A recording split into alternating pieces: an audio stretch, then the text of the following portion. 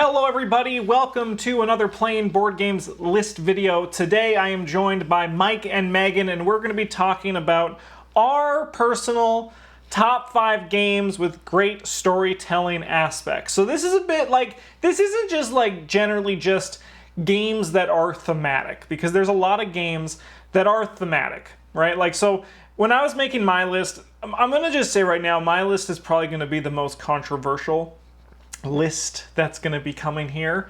But like, these are games that aren't necessarily just here to like some, for example, some that aren't on our list. Tales of the Arabian Nights, which I know is a fantastic storytelling game. None of us have actually played that. Likewise with literally Once Upon a Time, which is literally a game about telling stories. So those aren't going to be on our list. Nor would they have probably made it onto my list when I was making them. So for me, specifically with my idea for when I was building this list, this was 5 games that tell its story through its mechanics. So when you're playing the game, you feel like you are doing the thing that you are doing. So instead of just like feeling like you're putting blocks in a square and then grabbing 3 resources that look like a fish, instead what you are doing, you feel like you're telling and living a story while it is happening. Mike, what was your idea when you were making your list? Well, I thought about it and I was like, Above and Below is the only one I can think of right now, and I kind of hit a little bit of a roadblock. But then I was like, hey, I went on Board Game Geek and I looked up the storytelling element, and I went down. I scrolled down down to like 300 or something, and just wrote down all the games that I recognize and I like off of that list. And then I took that list down and I pared it down a little bit, and it also got my juices flowing for thinking about other things. So yeah, and then that's how I did Meghan, it. who is joining us this week, she loves storytelling games, so this was an easy choice for me in terms of the subject for her first list video. So Meghan, what was your ideas for why you were choosing the games for your list? Yeah. Storytelling games are my jam. I have 3 criteria because I got so excited about this. The first one's kind of silly, but I had to have played the game. Yeah, that makes sense. Because there's so many games that I was like, oh my god, this would be cool, but wait, you don't actually know that it's cool. The second one is that the storytelling elements couldn't rely on the people who you were playing with, because there are a few games out there that are great, but they really rely heavily on the players. I wanted it to be good for people who didn't even like storytelling games necessarily. And then for the third one, I wanted there to be some level of replayability. I hate it when a storytelling game gets boring. Honestly, that's actually the replayability is super huge. And then also your second one, depends on the group you play with, is also pretty important. Meghan, do you have any honorable mentions? Yeah. The big 2 for me are Man Bites Dog, which is like super simple card game where you're building headlines for a newspaper out of cards, very similar to Cards Against Humanity, but it's a lot of fun. You can play with anybody, and it does create great storytelling elements. My problem with it was that it didn't have great replayability, similar to Cards Against Humanity. Eventually you see all the combinations and gets old. And then Gloom, which is a super fun game in my opinion, but once again, really depends on who you're playing with. Mike, what about you? Time Stories is one of my honorable mentions. Mostly for the fact is that it's very varied in the quality of each of the modules. Yeah. Some play really, really well. They all play the same, but some have very much better story elements than other ones. I won't name any of them. And then actually my other one was Gloom as well. And for the exact same fact is it's so unpredictable of how it's going to go. And it does depend on who you are playing with. My honorable mention, just everybody to buckle up to get ready for my list, is Chaos in the Old World. This one, your 4 players are literally different forces of the great gods or old gods, whatever they are, in Warhammer. And the stories that come from the way the players can interact and then balance each other is pretty intense. Now, once again, I'm going to just stress as well, this is once again not, I don't view that as like, for example, Spirit Island is thematic, but I don't think it tells a story while you're doing your actions. You're just playing cards and taking away tokens. Chaos in the Old World, you're literally stabbing your friends in the back while mantling this horrible corn blood god. But let's dive in and actually start looking at our list one by one. We're going to go Mike, Megan, me, all the way down to number 1. So, Mike, what is your number 5? Is Unlock. All of them. I mean, I have not played all of them, but the majority of the ones I've played are all great. They all have a great story that fits really well with the puzzles that are in there. And they all just... Yeah, like... I completely agree. Like, escape room games were a game changer for me. Like, it was a wonderful thing to be able to do that in my own house. I have a critique against, and it's just that I don't love the vibe of the way their games are structured, but they're great. And the fact that you have an app so you don't have to do anything is like the best thing. And I will wait for one of the ones on Megan's list for another comment I have about this. But yeah, like it's just the way that this one or this series uses its puzzles to tell the story instead of just sort of having puzzles with the story. I think is really good. One thing I enjoy about the Unlock game series, a bit more than another one that we're going to get to right away, is that there's a certain sort of immersion that happens with the Unlock game series. A lot of people don't like that you have to like search the cards and look for numbers, but I really feel like that gives you an aspect of actually searching a room, which you don't get in other escape room games. Like you're just flipping through a book and looking at puzzles. But with Unlock, the scanning the room to look for things to interact with is very much as if you're actually physically in a room while you play, which I think is really neat. Definitely. Megan, let's go to your number 5, which is... Mysterium. And a lot of people can argue that this is not a storytelling game, but while it is a puzzle game, I feel that the way you have to communicate with your players as the ghost and the way they have to make guesses is very much a storytelling element, and just in the communication nature. And it is thematic in the sense that, you know, there is lore behind it, but I feel like that crosses over into the storytelling elements. Yeah, no, I agree. This one, it's a bit, because it's kind of like, it's as we were saying when we were getting ready, Mysterium is kind of more like a puzzle game, right? But stories do come from it, right? Like, and it's just has that kind of feeling of telling a story with your friends while you play it, which is pretty fun. And you know, it's a familiar basis of other storytelling games, but I think it's executed a little better. Like it's kind of like Clue 2.0, if I were to describe definitely. it. Yeah, I definitely Clue 2.0, and I think the fact that you're sort of just there is this. Oh, don't worry. What You happened? You go. Just technical stuff on my end. The fact that you're trying to find like a person, place, object, and you're trying to make that fit into the story of the cards you're getting, I think it should be considered have storytelling elements. But yeah, I completely agree. All right, let's get to my number 5, which is Tragedy Looper. Oh, what? This is on your list? Yeah, I mean, I forgot about this one. It tells a great story. One of the best games for crafting a story while playing.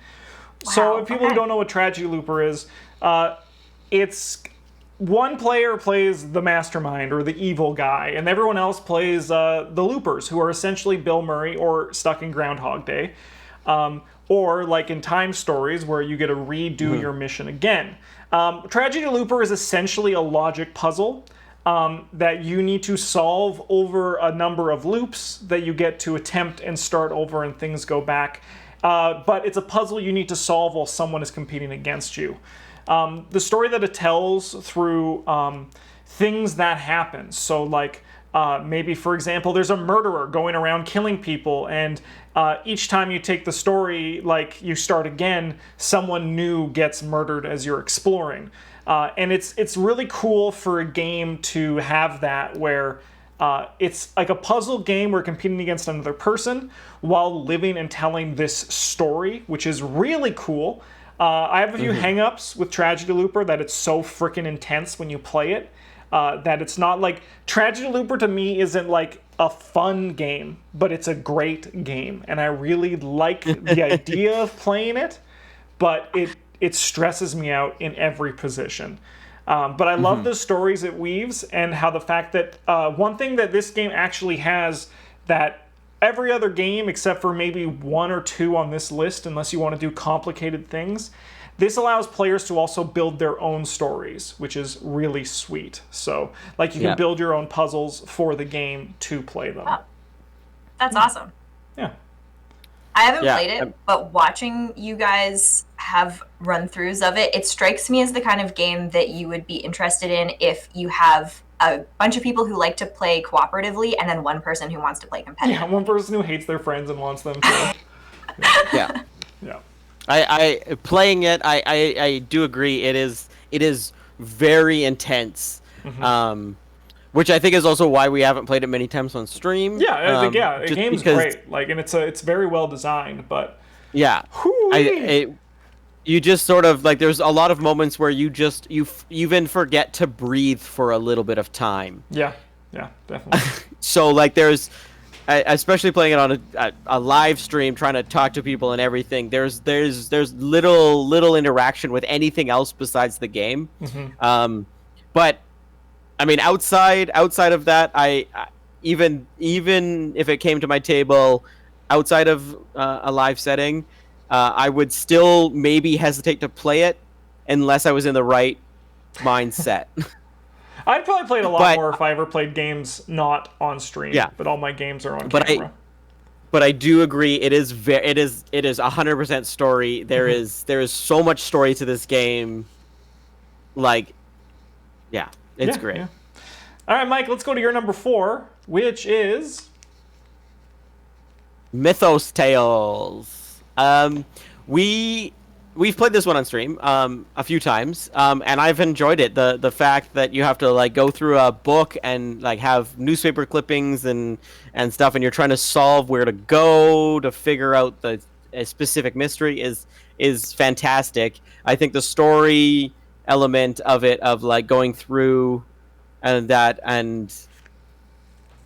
yeah, I mean, it's a great story, like detective, like feels like Sherlock Holmes, but in a mythos setting. Yeah, and I think this game actually, the Sherlock Holmes games, I don't know what it's like, whatever, there's a Sherlock Holmes game series that is pretty much the exact same thing. I think Mythos Tales took heavy inspiration from that. I could be completely wrong and up the river, and if I am, you can let me know in the comments below. I can gladly say I'm just... They were coming, when I was searching storytelling games, those came up. Sherlock Holmes Consulting Detective. Yeah, I mean, I think they're very similar in idea. Yeah. Mythos Tales is fun, and it tells a great story, and then you get quizzed at the end to see how good you were at playing that story, so... Yeah. It's stressful, in a sense, like, to be quizzed at the end of your game, but I agree. I think... having played it once, and I played by myself, sort of, it was a good game, especially as a solo player. Yeah, I made Meghan play it by herself. I did. Yeah. But I don't feel like it was as smooth as some other games that use similar mechanics and similar storytellings, but it was great flavor. Yeah, so I think there are more printings that have fix some things, because the one I have was like the first edition, which has a few typos and problems. I had to hand Meghan a piece of paper that I wrote something on because it wasn't included in the game, but I think the newer printings are better for that. And I think the game is still very fun and enjoyable, even with a few of those little oopsies that happened. Totally. Definitely. All right, Meghan, your number 4 is... Exit, the game series, which is another escape room model. I prefer Exit over something like Unlock or any of the other escape room games I've tried. because I find that the storytelling is more immersive as far as like having the book. You always open with some kind of letter or structure to your story, and then everything is involved in that. And it is a little bit more complex because you don't have an app to do things for you. You are searching through a book.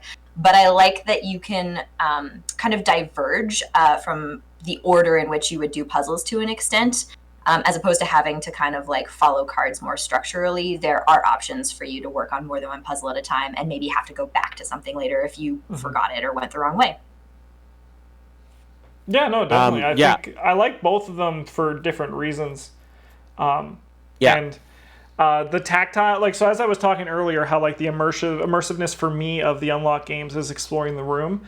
The tactile sense of actually ripping up cards, folding up cards, looking at things is like actually tactile, like you're actually like in an escape room doing stuff with that. So like it's kind of like it's the two sides. It's the mental and the physical side of actually solving a puzzle that I think each game does really well in their own regard.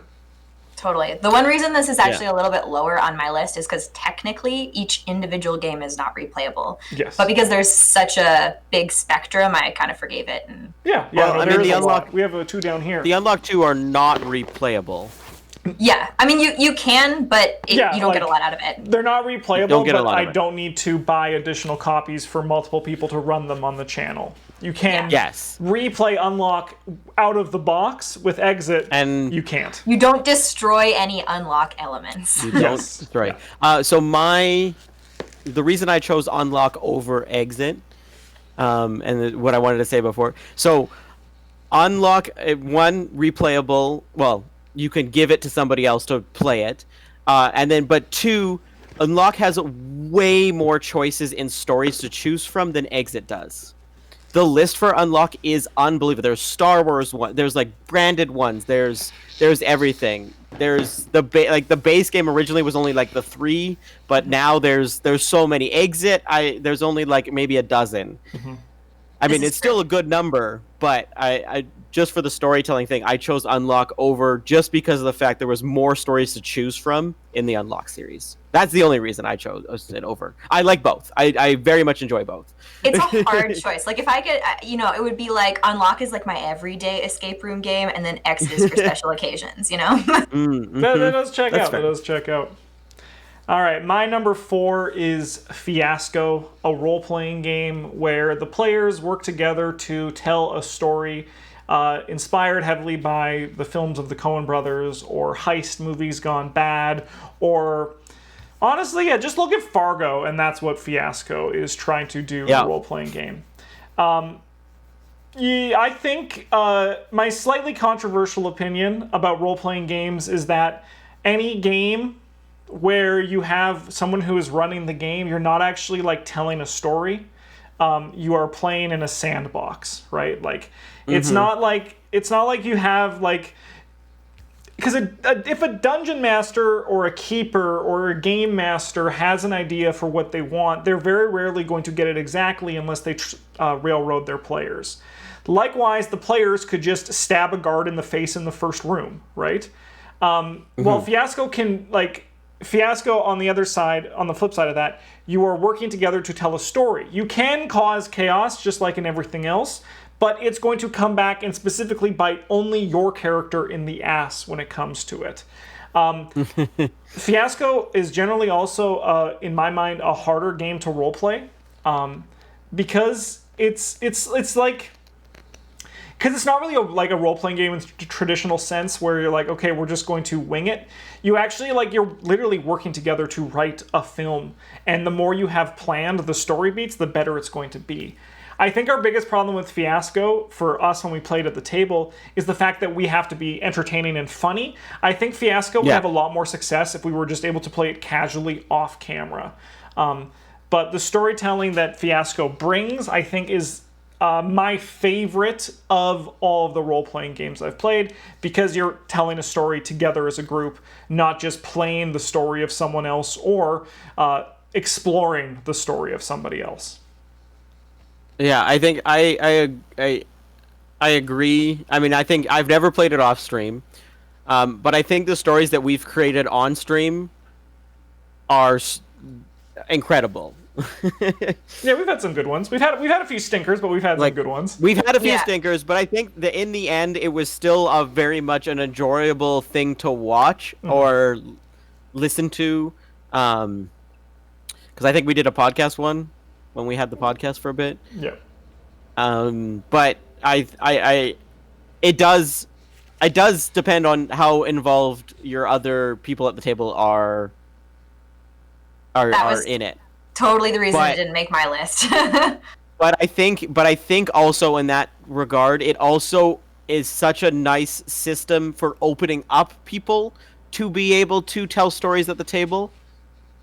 Because you want, if somebody else is like, we're like this is what's gonna happen, this is what I want to happen, this is what's gonna happen, and everyone else sort of like gets ideas around it, and like you get involved, you feel like you want to get involved in it because of how it's set up. Yeah, definitely.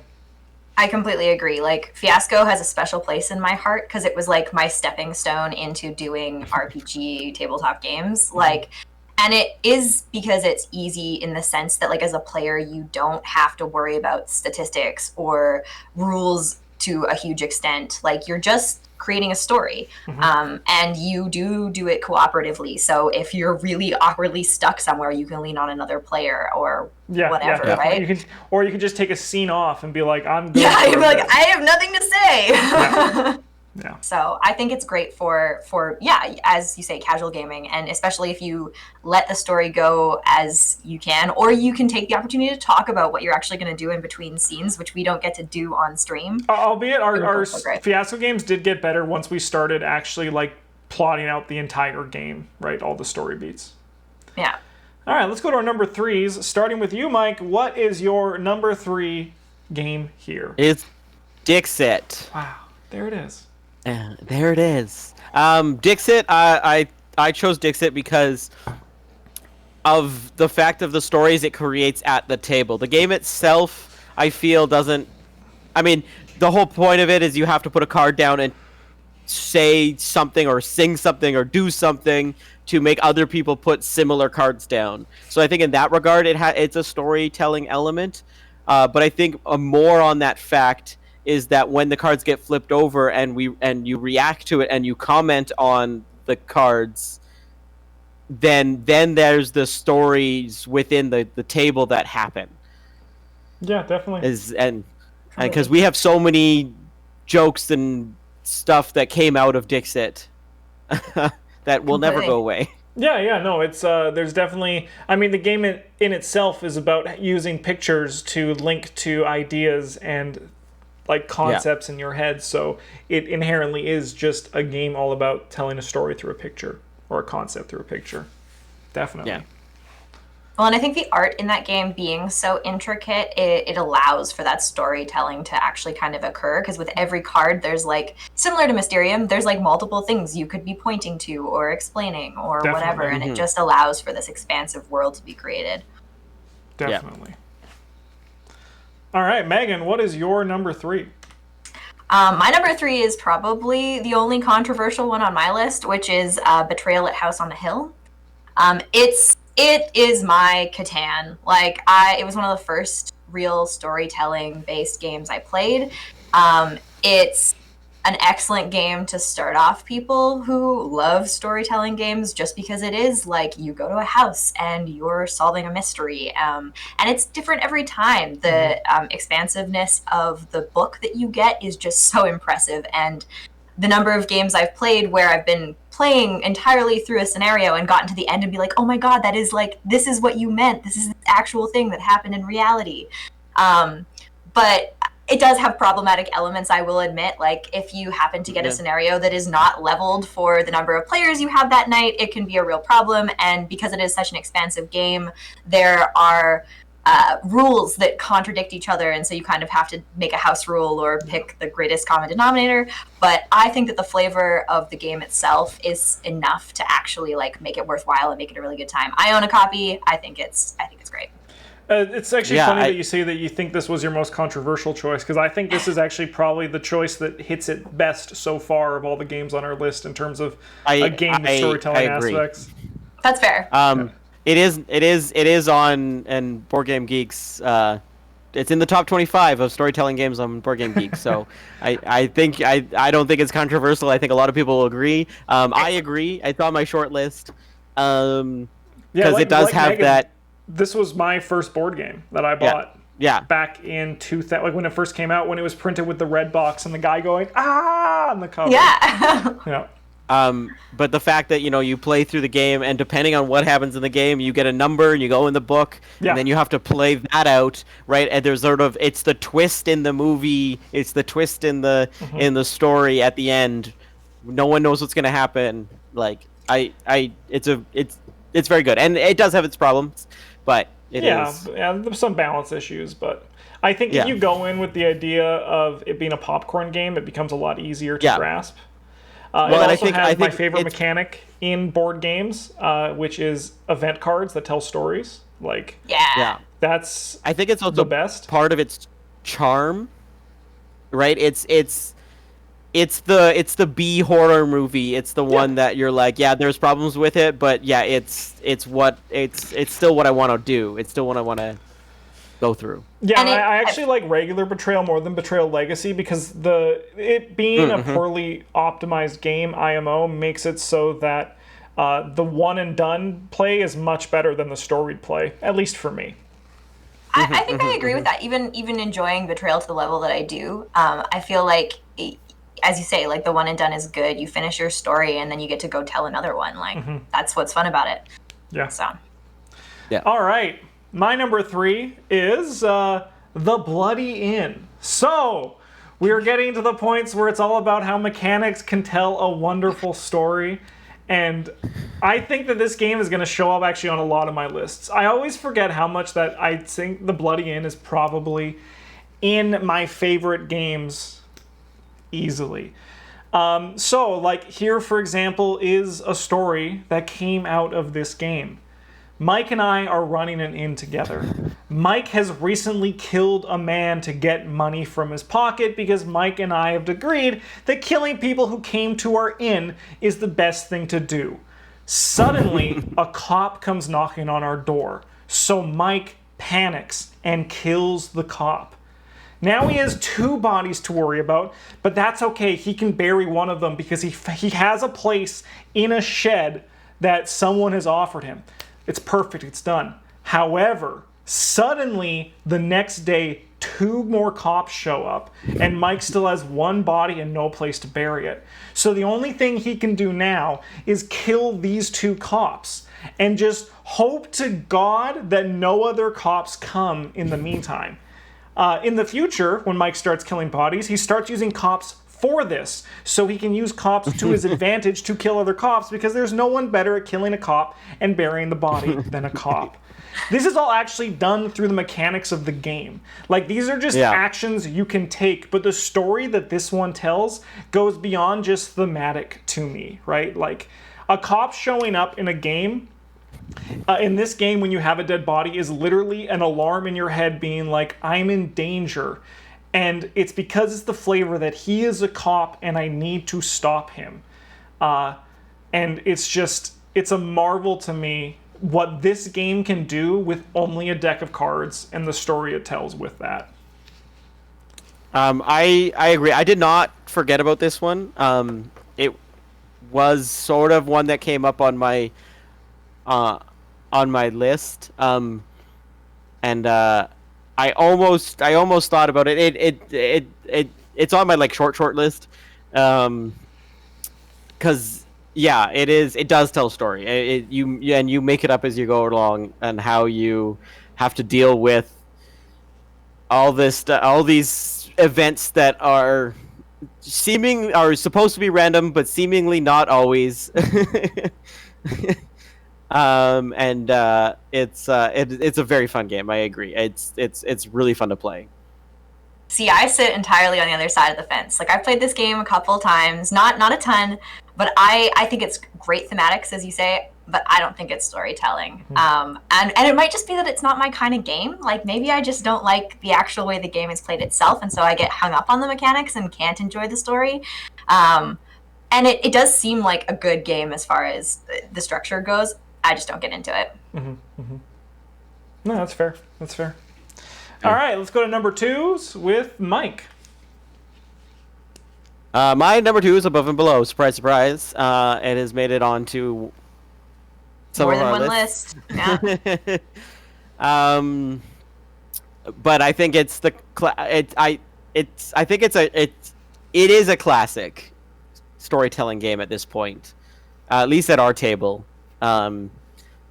It was sort of the first game that I ever was introduced to, that really had that aspect of, you go down, you do something, and then you read a story from a book, and you figure out then your choices to sort of choose your own adventure that way. It's the first game I played that was sort of down that line. And I think it does it very, very well. But I won't talk too much about it because it is on someone else's list. Yeah, I'll save my further comments. Yeah, I know. Let's go to Megan's number 2 in that case, which is... Sweet. My number 2 is Mansions of Madness, which I love this game. It, to me, is one of the epitome of storytelling games, because you are so immersed in the world, and it beats out other games for me that will show up later on other people's lists, just because there is a computer-based app for it, so you don't have to worry about setting up too much on your own. It tells you what to do. It's very difficult to get lost or stuck on a mechanic or a rule that you're not playing correctly. And it has so many good mechanics within the game of storytelling with flavor text and events that happen and real world consequences, like, burning down houses accidentally with lanterns that you happen to be carrying, etc. So it just feels very, very immersive. The reason it's not my number 1 spot is because it's expensive. I have the fortune of having people who own it and I can play with them. I don't own a copy myself, but I think that it's a great game, and if you have the opportunity to play it, you should, absolutely. Yeah, this one, it obviously, if you're new to the channel, it's not obvious, but I love all the Arkham Horror Files games. They're all wins to me. Mansions of Madness is very good, especially with the storytelling aspects. I consider it to be probably the best at just giving a story for you to follow as the players. It's not my favorite, but I think in terms of just like the stories it brings, Mansions of Madness does do it the best. The only downside of Mansions of Madness is that the replayability is lower than the other ones, because once you complete a mystery, you're like, well, that one's done. However, the game is still very fun, and there's a lot of stories and scenarios that you can still play because of it. Yeah, I think for me it falls into the same kind of category as like the escape room games, where I forgive it because there's so many other options for you to choose a new story. And ultimately you can replay, right? Like, because the dice rolling will be different, you'll be different investigators, you can play with different player counts. The maps do randomize occasionally with some of them. And if you make different choices, that different stuff could happen. Like, you get different items, right? Not really. The items are randomized at the beginning, but the choices do stay the same from scenario to scenario.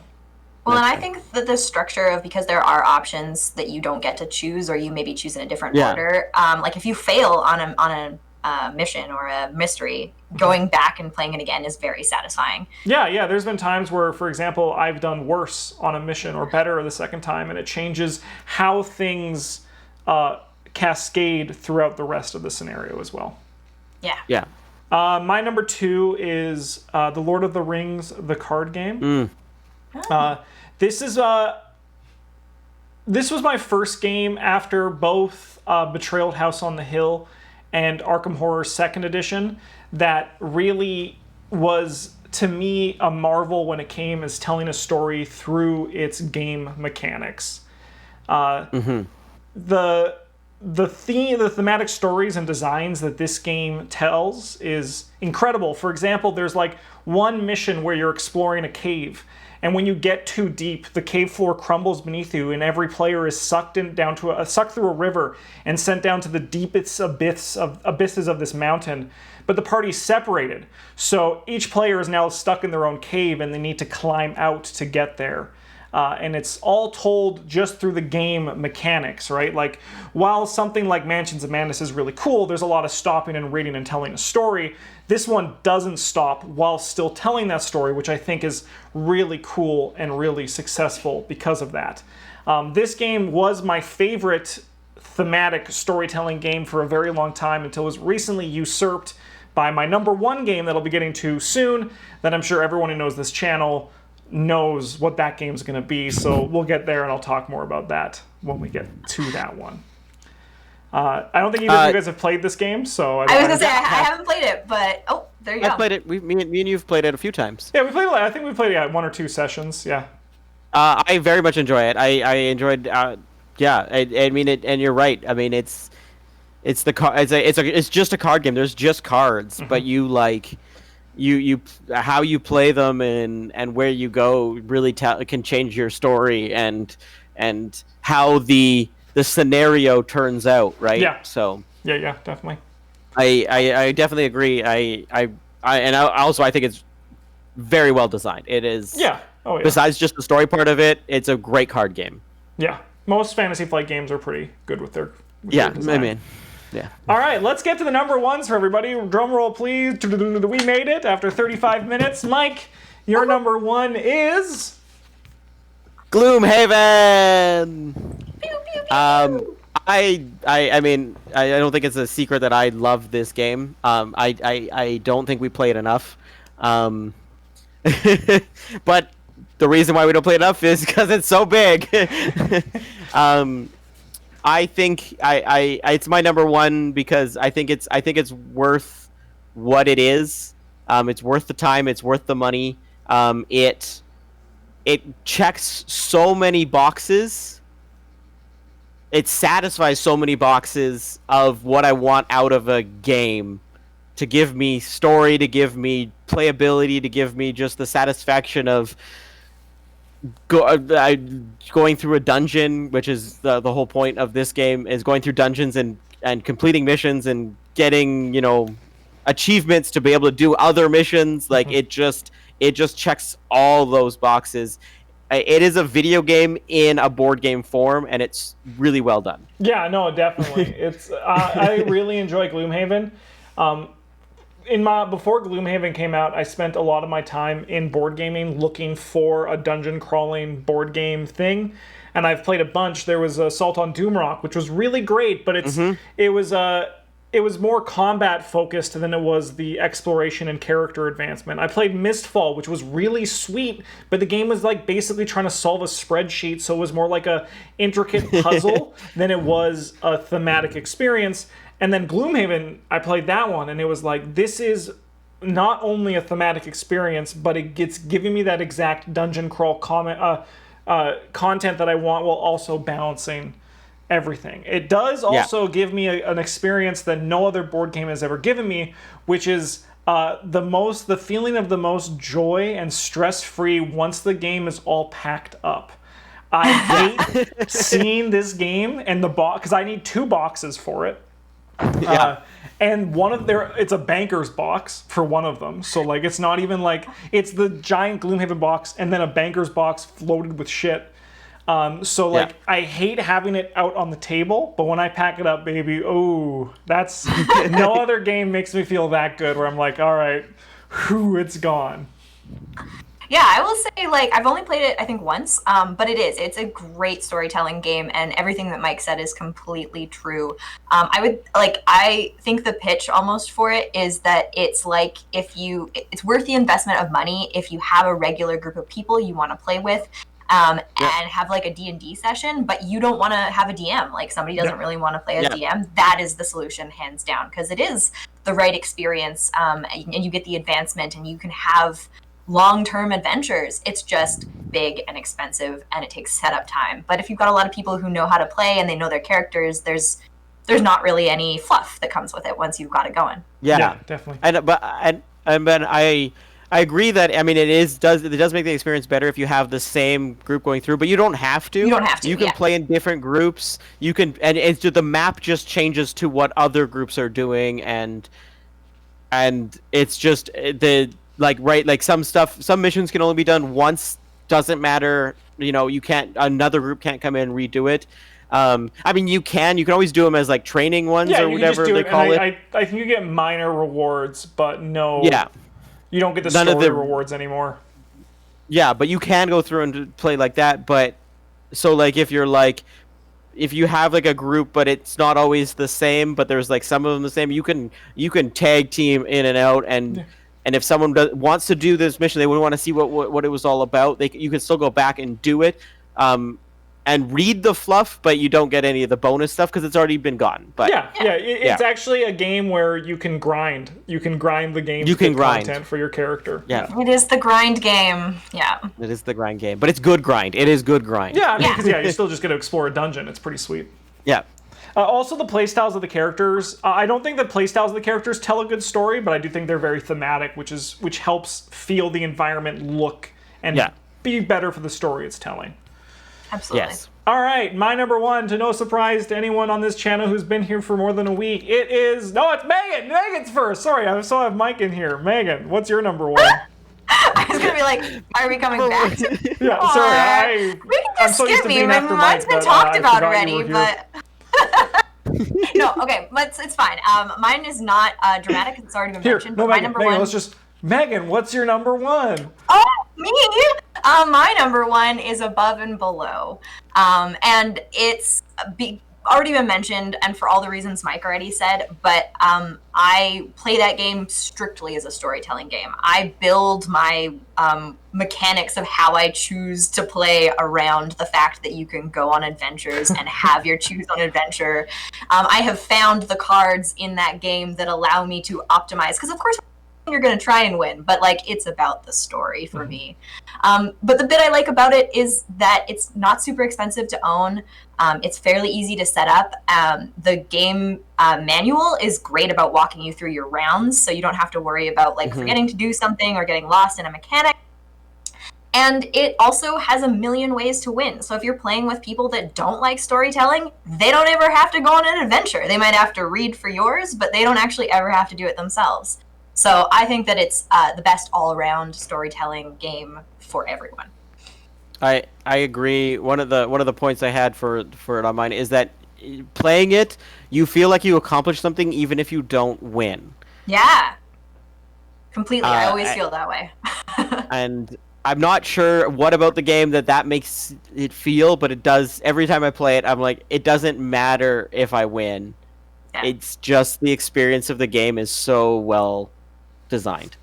I can't fathom that mindset, but I do agree that the game is very. I didn't put it on my list because I knew Megan was going to have it on hers. So like, even if it wasn't on my list, it would have been in my honorable mention. But I didn't want to say it because I knew it was going to be on Megan's list. You don't want to steal my thunder, but then you did anyway, Justin. I know I did. Ha ha ha ha. But I Above and Below is the game I introduced people to board gaming with to go to that level above. Because I think honestly, Above and Below is like a great, perfect gateway game. Just to be like, hey, you know what? Just go on adventures, right? Like just. Yeah. Play this choose your own adventure game, and I'm gonna do all the Euro game shit over here. You do that, I'll do this, and you'll have a great time.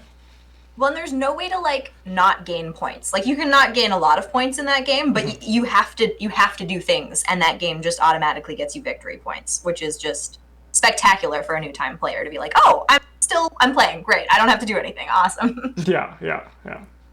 My only downside with Above and Below is at this point now my brain can't let me go on adventures because everyone else is going on adventures. So I'm like, well, look at all these other things that they're not taking advantage of that I can. And I don't get adventure as much as I used to. It's all about the adventuring. I was actually so bummed when Near and Far came out and the adventure aspect of that game was so much lower. Yeah, when it was just the tokens, which honestly I think is fantastic design, but I do understand, like, when you're here for adventuring, seeing only a finite number of adventures, and then when someone takes the adventure, a token from you, you're like, that's an adventure I missed out on. Yeah, for me, all I wanted was just a denser book for an expansion for the first game. Yeah, honestly, actually, what they should do is make another book that they just release a PDF for and sell it, the PDF, for like $8. I would buy that for this game in a heartbeat. Yeah. Here, Ryan, if you're watching this. Yeah. There you go. Yeah. All right, Justin, now you. Let's do it properly this roll. time. My number one, which should be no surprise, is Arkham Horror the card game. If I, most recently, actually, like I've been playing this game a lot, but like in 2020, it's kind of become my life. Like, it's the game we release and make the most content for on our YouTube channel. And I'll be real, I love it as much as I make it sound like I love it. The reason why the storytelling of Arkham Horror, the card game, beats Lord of the Rings for me is because you're literally playing an 8-part story. So there's like a continuity that goes from scenario 1 to scenario 8, while Lord of the Rings is more of a puzzle that you look at each scenario and try to look at the best way to solve it. Arkham Horror, the card game, has a fail-forward mechanic, so if you lose, you still continue the story, but there are now consequences. I love the game, and I don't really know what else to say about it because I talk about it enough on this goddamn channel. If you're curious about Arkham Horror, the card game, and you haven't played it, just look for our playlists. We have a billion. So you'll find them, and you'll find me rant and rave about this game a lot there. I just think... once again, through its mechanics and the stuff that happens, like, for example, you can just... It speaks for itself, like, with all of the stuff. Like, you are out of bullets, and there's a ghoul cornering you in a room, so you have to either flee or call for help and hope someone in your team hears you and comes and beats the ghoul to death or evades the ghoul, or hell, even, like, takes the damage from the ghoul for you. All while trying to unravel the mystery of where the heck these ghouls are coming from. And that's just the first scenario of this game, which has 48 scenarios available in just like all the expansions that come there, not even including everything else. It's crazy. Yeah. Go ahead, Mike. go ahead. You first. I've only played it a couple times with Justin. But I mean, I agree. I don't love Arkham as much as Justin does, but who does? But it's a great game of trying to solve a mystery while trying to fight down everything. And it's I think it does tell a really good story. In the fact of how you play and I think it really matters. Unlike some other games, it really matters on how you play. There is some randomness to the game, but you can sort of beat some of the randomness by playing better. I think I really like that part of it. It's the game with the most control of the Arkham Files games. Yeah. Yeah, it's always good to get something that's strategy. I will argue that I think, as well with you specifically, Justin, that the Lovecraftian theme probably pitches it a little higher than the Lord of the Rings as well, just because that is your flavor text. It does, but at the same time, though, like, I also really, like, I'm a big fantasy nerd, right? It's true. Like, it's true. I love swords and sorcery, so, like... But yeah, no, I agree. I think I played it once or twice, and it's a great storytelling game, and it does have awesome mechanics. I think that it's one of those ones that's a little bit more complicated, and you do have to take some time to get to know how to play the game. But once you've got it, I mean, you can run with it, similar to Gloomhaven. Yeah, and unlike Mansions of Madness, like, I understand why Mansions of Madness, I agree completely. It's a lot easier for anyone to just play, right? Yeah. Especially, like, with all the Arkham Files games, you start unpacking it, and the person just goes cross-eyed. They're like, what is all this shit this guy's putting on the table? Mansions of Madness is the only one, in my opinion, that you're like, don't worry, it's super easy for you to play, right? And you're not lying. Like, yeah. Cool. Well... Yeah. Those were our 5 games with great storytelling aspects. I like it. We have a very a lot of variety in this list with a lot of different concepts of what we view storytelling as while playing games. So everybody in the comments below, what are your guys' games that you think have great storytelling aspects? And are there any you think that we should play that we haven't played? Likewise, with that, if you think that there are any other board game list topics that you would love to see us talk about, let us know in the comments below. And if you want to see me interrupt Megan's number one again one more time, say that as well, and we'll definitely bring her back for another one. And we can get others from Playing Board Games in on this series as well. The series is still new. We're still trying things out. And also, like, I don't know if we do want 15-minute videos going into the future, because this one's really long already. We're all kind of just trying to figure this out as we go, so any comments, ideas, thoughts, all that are super appreciated. If you like the long form, you can let me know as well. I'll gauge and read each comment to determine what's best going forward. And then other than that, that's it. Thanks for watching, everybody. If you're not subscribed, consider subscribing. And if you are subscribed, hit that bell to be notified when our videos go live. And like the video if you haven't. It pushes us up the algorithm. And then maybe the YouTube computer will spit us out for some random person who's never heard of us before. And then they'll like it. And then that will continue. And we'll be able to make more videos for you guys in the future. Thanks for watching, everybody. You guys have a good one. And as always, GG's. GG's. Please.